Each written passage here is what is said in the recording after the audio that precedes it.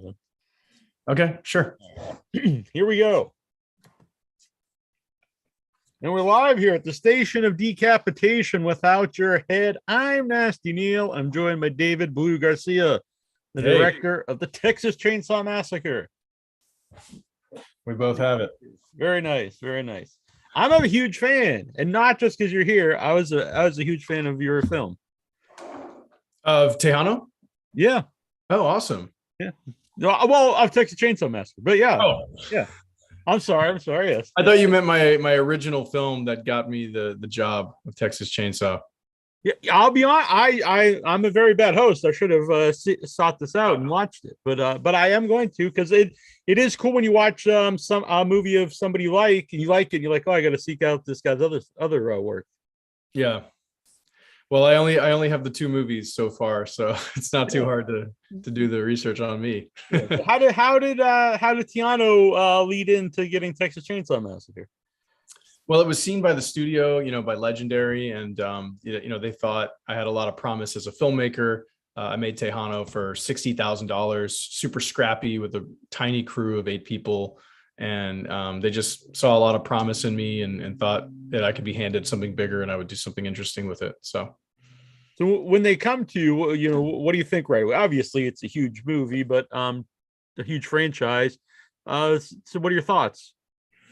I mean, when they came to me, it was quite a shock. It was a huge opportunity that just kind of fell into my lap, or it seemed to fall in my lap. This was in 2020, in the height of COVID. It was in July that I first started talking with Legendary, actually about a different project altogether. And then it so happened that they had a parting of ways with the original directors of Texas Chainsaw Massacre, and they thought of me to come in and finish the project. So it wasn't really a conventional hire. I came in and I had about a week and a half to prepare to direct this movie. Oh, well, that's not a lot of time, I assume. It's not a lot of time. So I'm pretty proud of what we were able to accomplish with so little, prep on the film. Yeah. Me and the cinematographer both came in really last minute. And I think we did, a really good job, especially with the crew, and, a lot of the decisions had been made. The sets had been built and the mask had been created. So I didn't get a chance to really collaborate on some of those things, but I think it was done really well. And it was nice to be able to just pick up all those tools and just run with it and see what we could do. Yeah. So I know you just said, so everything's built, the cast is set. Are there any changes that, well, I would like to change this, that you were able to?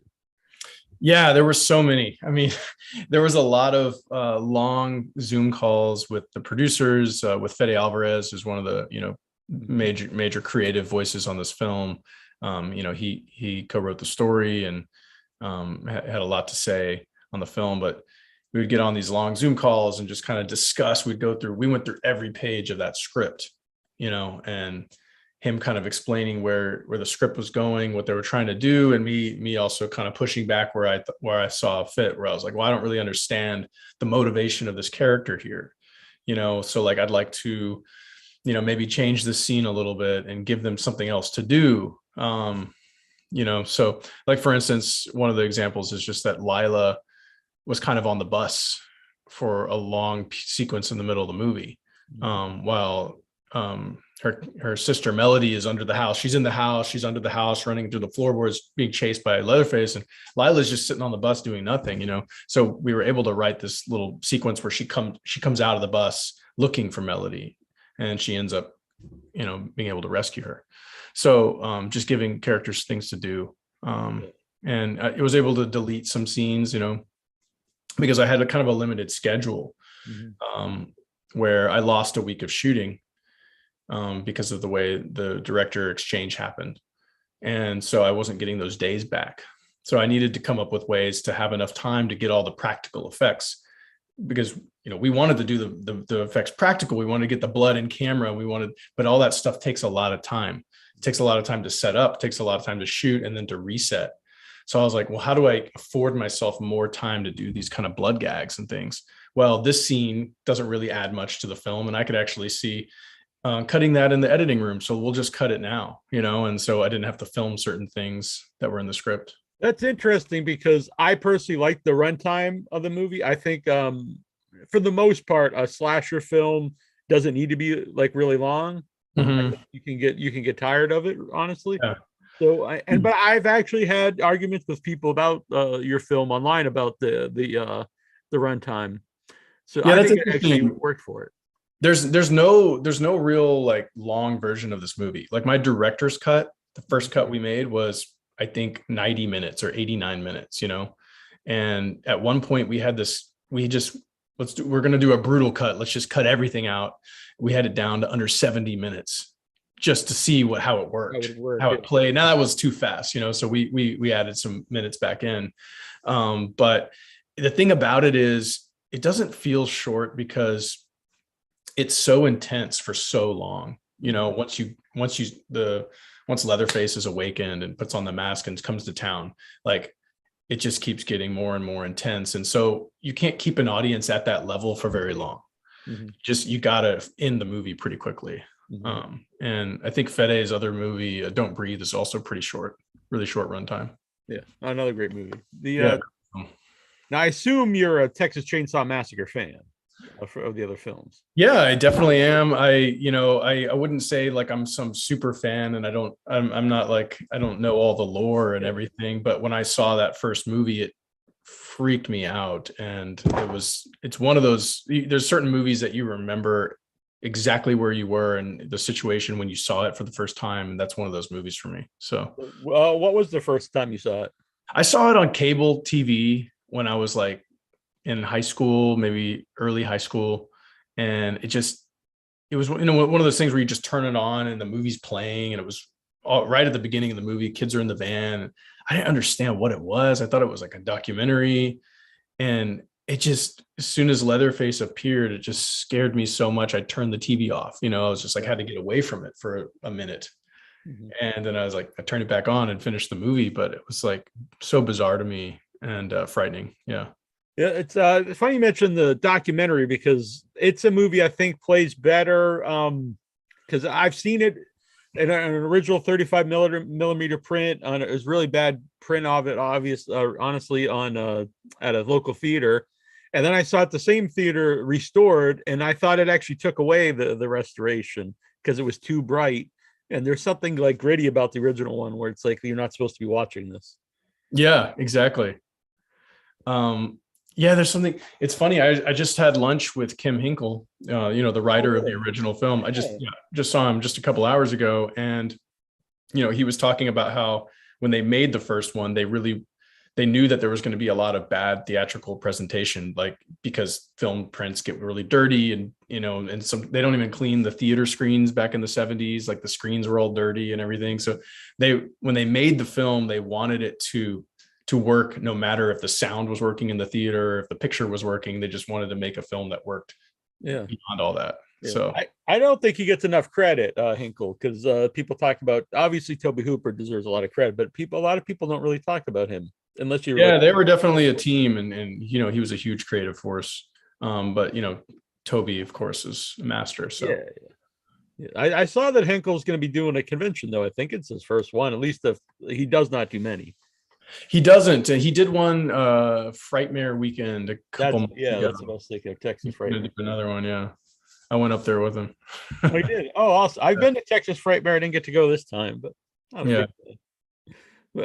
off top, well, kind of on topic, but where's the best barbecue in Texas?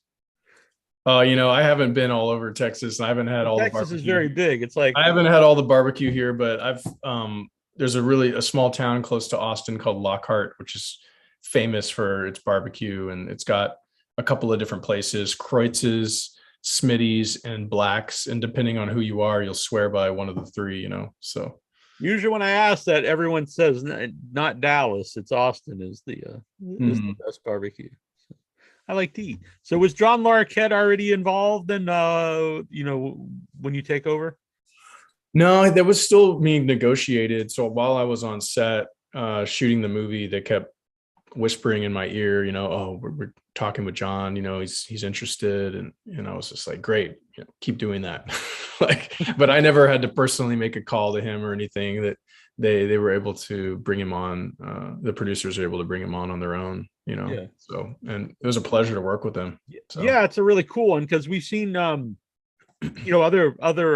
Texas Chainsaw Massacre alumni come back, but it never John Larroquette. So that was very cool.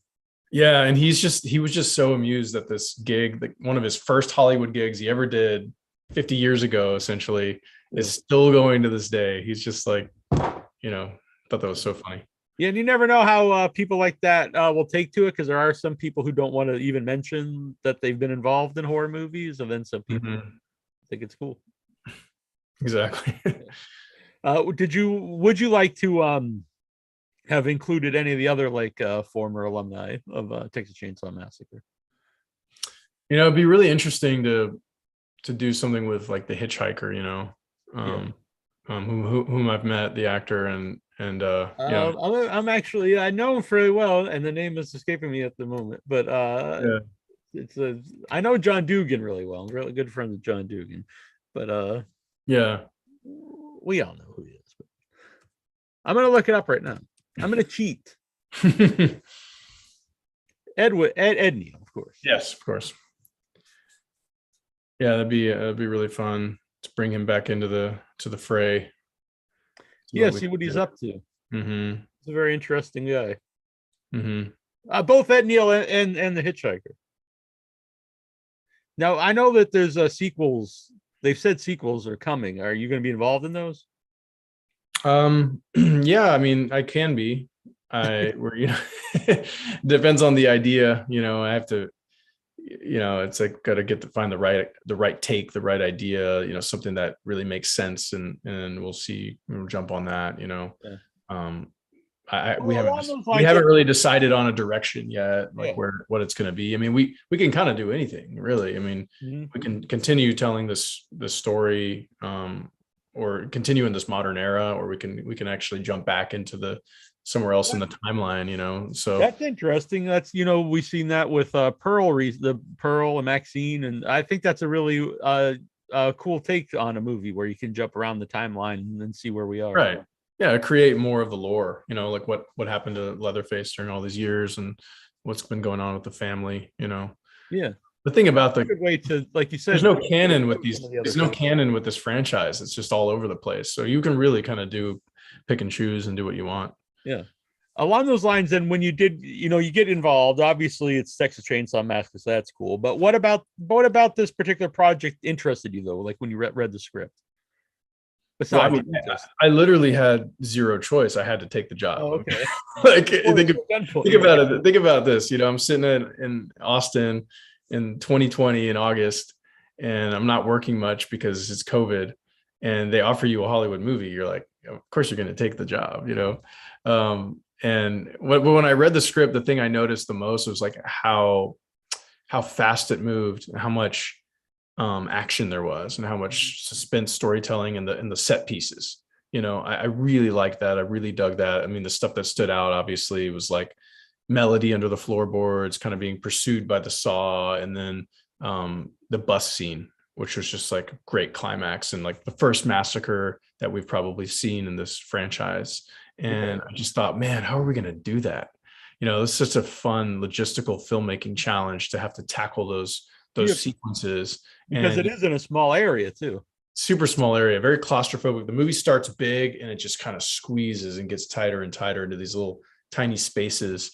And I just like that the script, didn't waste too much time, and maybe it should have spent a little more time developing the characters, but I like how it just throws you right into the world, and then as soon as the hammer comes down, it just like the pressure stays on. Yeah. And I thought that was going to be a really fun challenge to work with. And it was definitely a logistical challenge to try to handle all these sequences, and just in filming them, it's just so many problem solving kind of moments. That was that filmed actually in a small bus? Or like how do you go about doing that? Yeah, the bus. So we had one real bus, which was, I don't know, some kind of Russian bus or something like that. This double-decker thing. All right. And we shot that as exteriors, and then we shot in the front of that bus, and then we built a set on a stage that actually had the entire interior recreated, just a little bit wider bigger scale, so we can move cameras in there and have a few more extras in there comfortably. By the way, it was not comfortable, but the idea is to make it a little more comfortable. And so we filmed most of that sequence on a stage. And I did things like we fogged out the windows so that it looked like, on a hot Texas night, if it's raining and you're inside a bus, all the windows are going to be fogged with condensation and stuff like that. So that sort of obscured the outside. You don't have to worry about, a green screen or anything like that.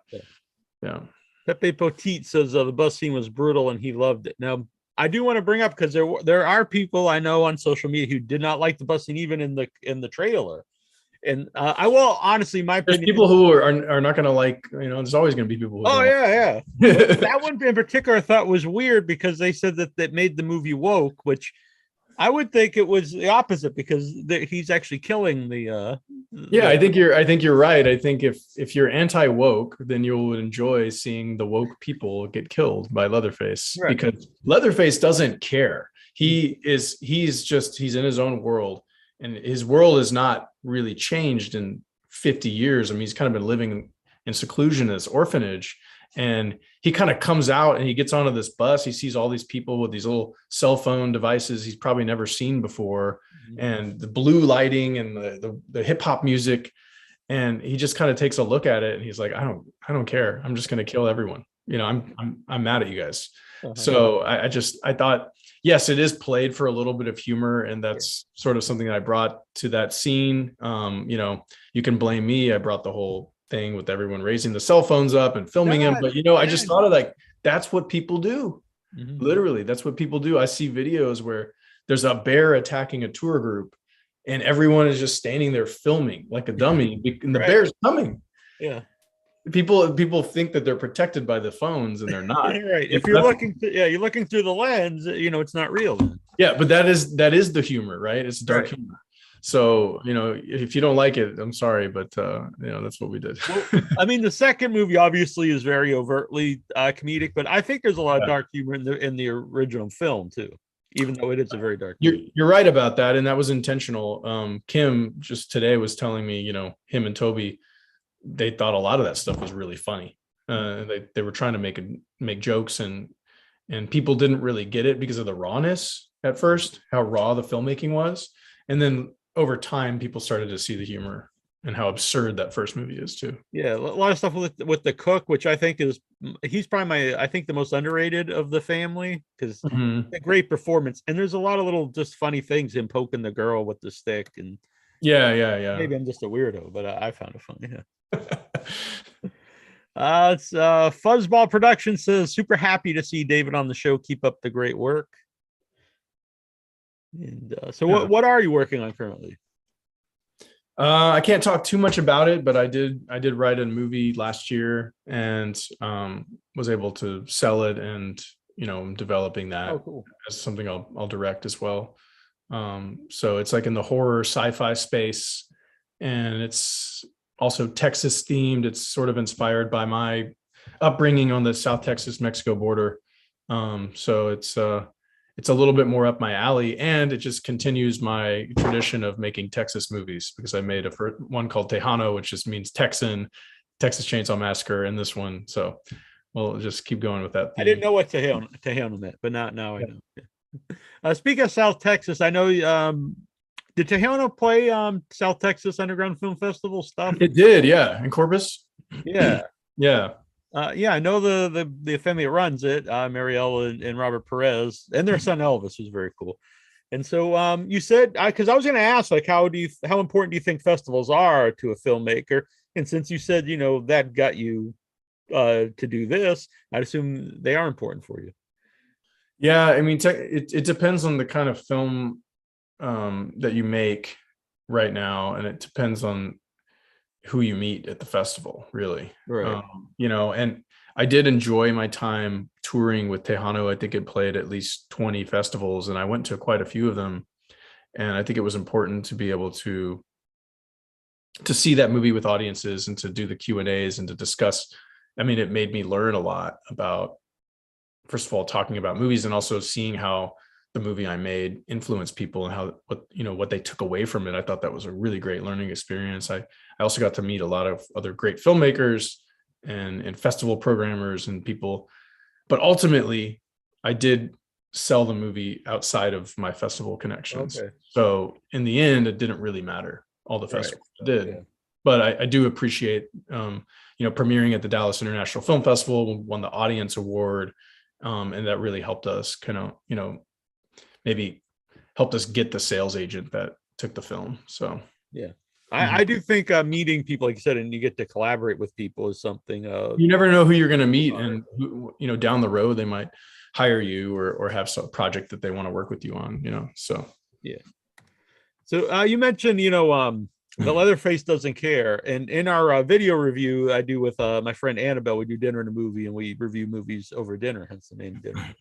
And she actually said the same thing, was that there is some like social political commentary in the movie, because you have the people kind of at odds, where it is more the progressive people, then you have people that are more set in their ways. But at the end of the day, like the Leatherface didn't care, because they're all going to die anyway. Exactly, that's so true. And you have these interesting ironies too that come out, where this school shooting survivor and these two girls who hate guns end up having to use a gun at the end to defeat Leatherface. And so what is that really saying? I mean, it's kind of like an anarchic viewpoint on things. The script has some really subversive kind of ideas in it, I think. Yeah. I even like, because the police stop him, and they right away think the black guy is like maybe he's a criminal or something. But then those same people are guilty of that themselves when they meet other people. They meet like maybe kind of like would be considered redneck, or they meet the old woman and just immediately think she's staying there. And I also like that you never really know if that's her house or not. Yeah, everyone has prejudices, Right. and no one's perfect. That's what I like about the film. Is I think the young millennials, the entrepreneurs, they make mistakes too, by assuming something about Richter, or by assuming something about Mama, the old lady who lives at the house, and just these are the kind of mistakes that lead to the plot of the film, which is angering Leatherface and awakening him. So. And Mark Berman is Leatherface. Now, I assume he was already cast as Leatherface. He was, yes. What was he like to work with, though? I mean, it was just so great to meet someone who had already done all the preparation and was able to completely embody the character. He had done his research, he had a plan, and I was just able to say, all right, Mark, let's just stick with that. Let's go for it. We didn't have to reinvent the wheel. So Mark really, took that character to heart and was able to perform really well behind the mask. And I think to bring something out from behind the mask that most people couldn't do, because you got so little to work with when you can't see your face, but he's doing a lot with the eyes. He's doing a lot with the mannerism and the physical acting in space, the way he holds his body, the way he slumps his shoulders. There's just a lot to, even without dialogue, there's just a lot you can do in physical acting. And I think he was, collaborating with him was really great, Yeah. I think that's overlooked sometimes. People think anyone in a mask, anyone could just be that person. But I won't name any movies, but I've seen movies where it's not a great actor with the mask, and you can tell right away, like, oh, well, it does matter who's in And then I remember I told him, and I was like, we're gonna bring back the dance. I guess that was probably in the script, right? But we didn't know how we were gonna do it, And I said, Mark, we're bringing back the dance. You need to have something for the end of the film. And, he said, okay. And he would practice in his hotel room, and he would send me videos and stuff. And to be honest, I didn't watch them. Like, I didn't even want to know. Like, I was like, I just, I trust you, man. You're going to do something. And we rolled on that, I think twice with 2 cameras, and just rolled on it twice and just got it right there. And I think he did a great job. So. Yeah. You said you're not a super fan where you know everything about these movies, but did you watch? I've read the book by Gunnar Hansen about the making of the film, so I know more about like the making of it. I feel like than Did maybe. You ever get to meet Gunnar? He was really. I thought he was a great guy. I didn't. Yeah, that's too bad. He's a really nice guy. Yeah. Did Henkel get to see the movie? Which one? Your movie. Yeah, of course. What did he think of it? Yeah, I mean, I watched it. I showed it to him once here in Austin, or an earlier cut, and we just watched it together. And I think he's happy with it.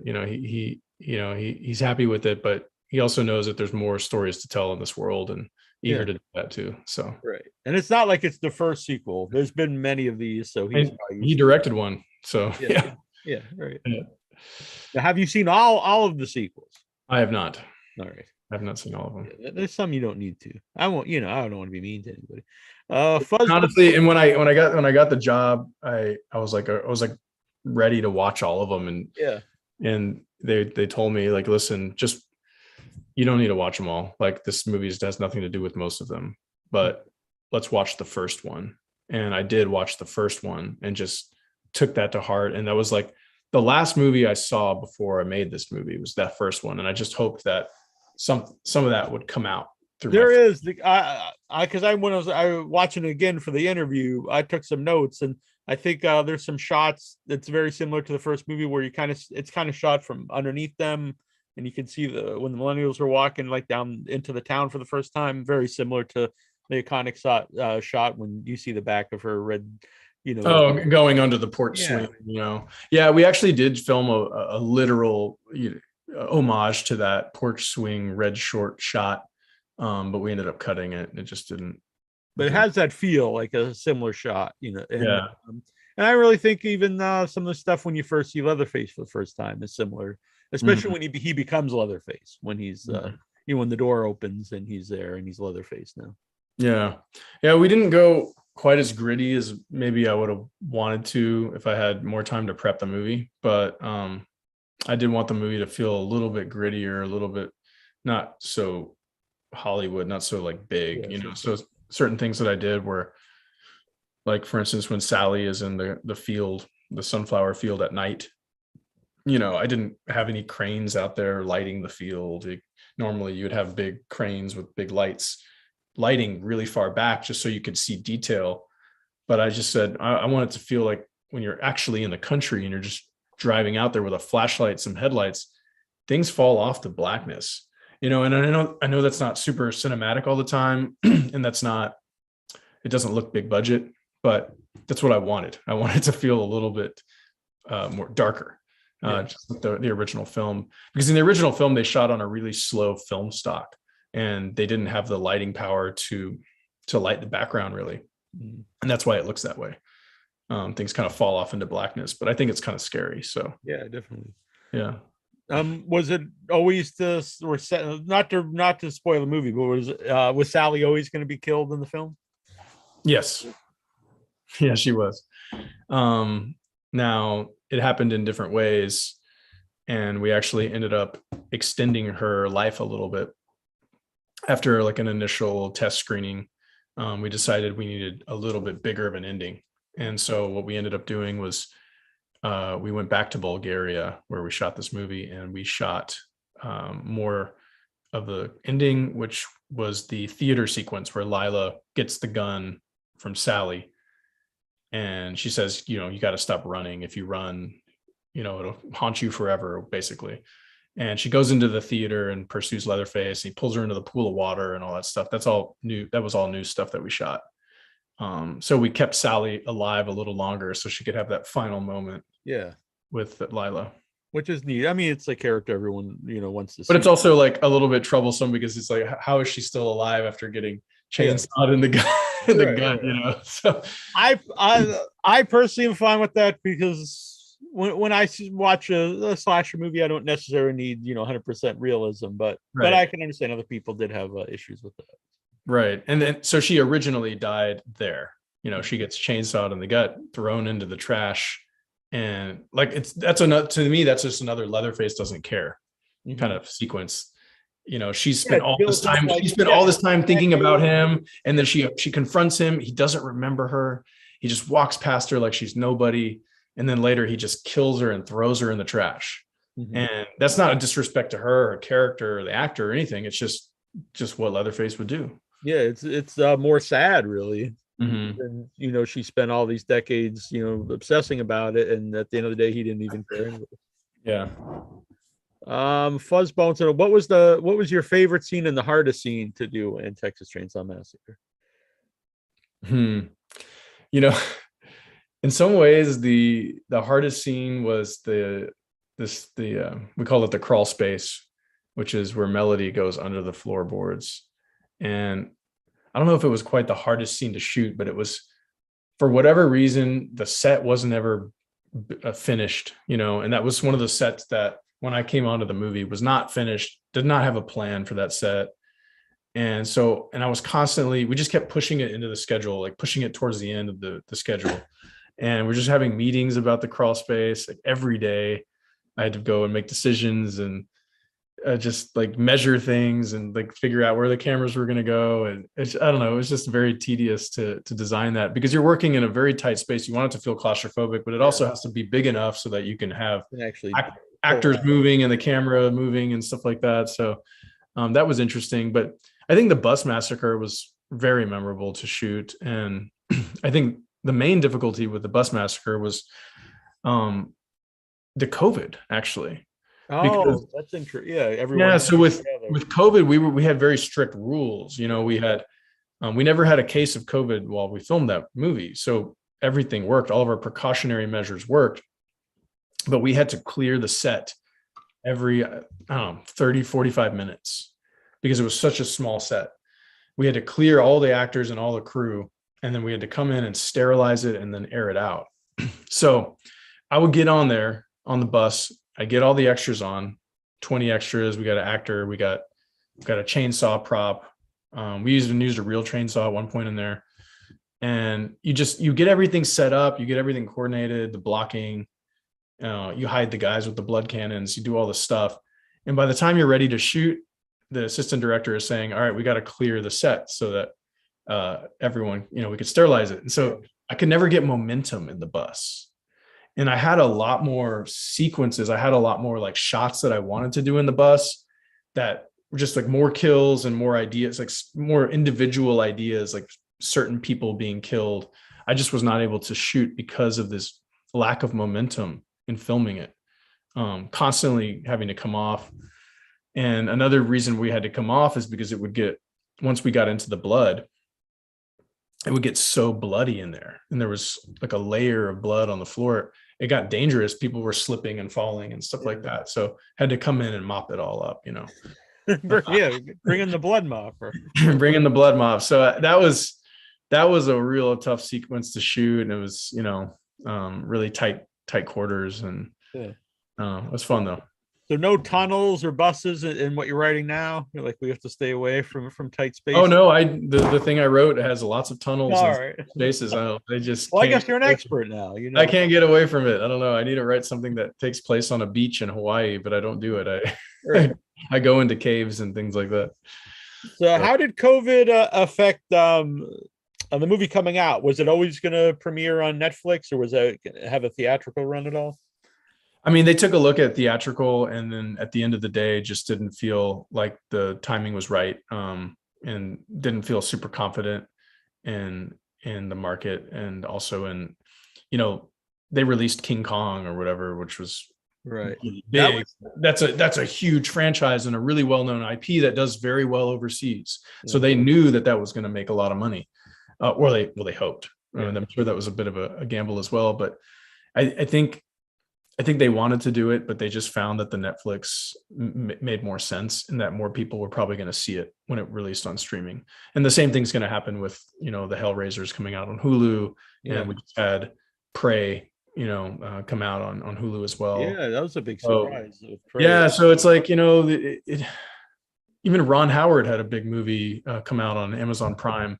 So I don't feel terrible. I mean, I would have loved to see it in theaters. Scorsese a couple of years ago had a movie on Netflix with The Irishman came out on Netflix. So yeah, no, big filmmakers have movies coming out on streaming, and I would have loved for people to see this in the theater, because I think it's a real crowd pleaser. I had the pleasure of watching it with a real audience in Los Angeles in a theater twice, and I think people cheer and squirm and stand up in their seats when they need to. Yeah. And it's a fun movie with an audience, and I think you lose something when you're watching it in a streaming environment. Yeah, definitely. People might think sounds weird. I watched with my mom for the first time, and when we both watched it together, and she loved it. And it was the same thing. We really had fun watching all the crazy kills and stuff. So Yeah. I could see that being, like you said, because horror and comedy, I think, are the two movies that are the most fun to watch with an audience. It's like you don't want to just sit and cry together. But it's infectious, right? To yes. see it with an audience, and that's what you're missing when it's a big. Like we shot it for the big screen, like we really did. We used a lot of wide masters and bigger shots when we could try to envelop the Texas landscape. Shot in Bulgaria, stuff like that. But yeah. Well, it's weird. You're from Texas and you go to Bulgaria to film Texas. Yeah, I know. I know it's not necessarily your choice, but not my choice. Yeah. But I assume Netflix, I don't know. Are they good about like not, we don't have to censor a lot of this if you're in the theater? They didn't censor anything. Netflix was not involved in the production of this film or the post-production. They did make a purchase of the film from Legendary. And we did the cut with Legendary, and what was released was our cut. We didn't do any kind of censorship or anything like that. So theatrically, maybe you would have had to. I don't know. Yeah, I think we did I think we got a rating. We got our rating. So they were worried about it at first, but even with all the blood and guts we put in there, we still got the R. Yeah. Antonis wants to know, will Texas Chainsaw Massacre 22 get a physical media release? I hear that a lot, and my answer is I don't think so. Does Netflix do that? When the thing started to leave Netflix, it made me start to wonder, because I always thought like, oh, it's always there, you can just watch it. But if something doesn't stream there anymore, then what happens to it? I think they kind of just own that movie in perpetuity. So I don't think, unless someone does, unless someone wants to make it on their own, like rip it and then put it on a Blu-ray, I just don't think it's going to get a physical release, So unfortunately. Yeah, that's like you said, down the road, especially when they start putting on box sets of all the movies, although I know they're all different, owned by different things. So I hope there's like a resurgence of interest in this film and they decide to do that. I mean, I know it was talked about for a solid month, online, which was pretty good. Like it didn't just come out and then disappear. Like people were arguing about it, for better or for worse, for a while. Yeah. And so it did penetrate the public consciousness a little bit and was viewed quite a bit. So yeah, I mean, because I'm on Facebook and stuff a lot, and it still is a movie that people will argue about. A very divisive movie. Which it's a very divisive movie. Just go, whatever. Well, I would rather. I'm proud to make a divisive movie. I would rather make that some people want to argue about passionately than to make a movie where people are just like, it's fine. Yeah, exactly. Yeah. That's probably the worst reaction you want. Yeah, exactly. Or I guess you don't want everyone, this is rubbish. But yeah, if people are into it one way or the other. So I'm doing slasher month this month. So I want to ask you, what are your favorite slasher films of all time and any modern ones? Can we call Alien a slasher film? That's the thing. We did with none of my co-hosts could be here tonight. Normally I have two co-hosts. And we do a 13 where we each have our top 13, and all of us have a different definition of slashers. Obviously, I mean, to me, Alien is just like a super cerebral sci-fi slasher, and it's like definitely one of my favorite movies of all time, and I want to consider it a slasher. It is. I mean, it is. And also Predator. Predator is to me a slasher. I agree with that. That's another one that a guy blocked me one time that I've known for years because I said it was a horror movie, and he was adamant it's not a horror movie. Really? I'm like, well, it's about a giant monster going around killing people. I would call that and it picks them off one by one. It's very much a horror film. Yeah, it's a horror. If you want to call it also a sci-fi film, that's fine. Right. I don't understand arguing over like what genre a movie is. Yeah, but I like those genre bender kind of films. Yeah. So I'd say I think it makes more sense if a movie can be multiple genres, as like being one, it disqualifies it from being in something else. What are your favorite slashers? of all time, I really like Texas Chainsaw Massacre. Yeah. Um, original Halloween, even though there's really not a lot of kills, but I like it a lot. For modern stuff, I really like Terrifier. Uh, I think is cool, and I like your movie too on for modern slasher films. But if I picked one of all time, it's probably the original Texas Chainsaw. Oh yeah, that's it blew everyone away when it came out, and I mean I wasn't there, but I saw it in the late 90s or whatever, and it just scared the shit out of me still. So it's obviously very effective. Yeah, those movies hold up too. It's like if I watch old Siskel and Eberts I grew up with, like from the 80s, and like they'll be talking about movies that were up for Oscars, and I'll be like, man, I haven't heard of that movie in 30 years, or I barely remember. But you know, these I won't say little, but horror movies, they keep finding new audiences and they live on. Exactly.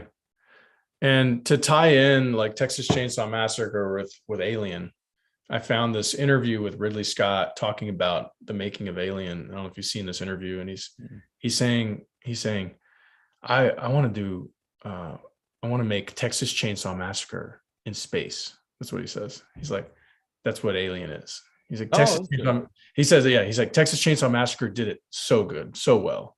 And that's what I want to do with Alien.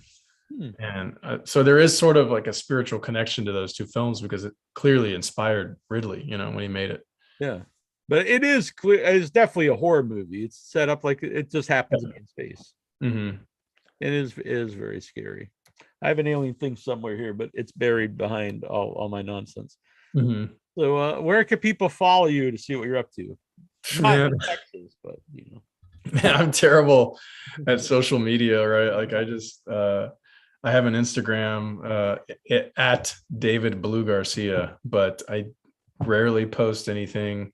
And if I do, it's very silly, not movie related stuff usually, but and I'm not really doing anything on Twitter either, but I'll try to post more on Instagram. Once I get a movie going, I'll start to, you know, actually post things, but I don't really have much to do because I'm writing mostly. I just like sit at my computer. Well, that's probably a better thing to do than just like I'm sharing a bunch of cat memes on you know. Yeah. Like I'm writing, it's just boring. Like I'm just sitting at my computer. There's really nothing to share, you know, so right now, but hopefully I think that's probably more productive. Yeah. I mean, I do have a lot of Texas Chainsaw Massacre, like things that I'd like to eventually share. I have all the storyboards that I drew on set. I have, you know, pictures that haven't been released and like behind the scenes kind of stuff. It'd be fun to share that at some point, but I don't know if like I'll get in trouble. You know, I don't know how that works. Oh, yeah. You can leak them to me. I'll post them on our website. There you go. Yeah, but I would like to do a storyboard comparison of my boards versus the final shot, because some of them are quite amusing. You know, I can draw very well, but I didn't have a lot of time prepping this film, so I was drawing a lot of really quick thumbnail sketches. So some of them are like basically circles with, you know, leather faces, like looks like a pie face, you know, and a crudely drawn chainsaw running after something, a stick figure. But I don't know, that would be fun. Well, have you ever seen the old Atari version of a Texas Chainsaw Massacre? It's not great graphics. Oh, there's an Atari game? Atari 2600 Texas Chainsaw Massacre came out. Yeah, it is it Richard Band, Charles Band, who owns Full Moon Madness. He put it out in the 80s, and I talked about it with him on the last interview with him. And it wasn't a success because he couldn't actually sell it in stores because like it was Texas Chainsaw Massacre, so it's like considered R-rated. They had to sell it through magazines, so it wasn't a hit. But if you look up the graphics there, he's like a little yellow, like you can't even tell what he is, but it's very funny. Yeah, that's so funny. I've never played it. I remember I had an Atari 2600 because I'm old, but I did not have Texas Chainsaw Massacre. But I told him we should release it and people would probably buy it now. Yeah, probably would. Yeah. All right. Well, this has been very fun. It's good to talk with you. Yeah, thanks for having me. Yeah, and I have another guest coming up, so that's the only reason I hang up on you. Otherwise, you could stay here for a while, and I'm sure you're sick of me anyway. But I'm not sick. If you don't believe me, I didn't like the movie. You can watch our dinner and movie. I'm a big fan. I gave it very high marks. I will say Annabelle, not as much of a fan, but like you said, it's nice that you can do debate movies. I'm used to it. It's fine. Yeah. All right. Very good. All right. Well, thanks. I really appreciate you doing the show. All right. Thank you. And I'm going to check out your previous film. All right. Appreciate it. All right. See you. See you. Bye. And we'll be back here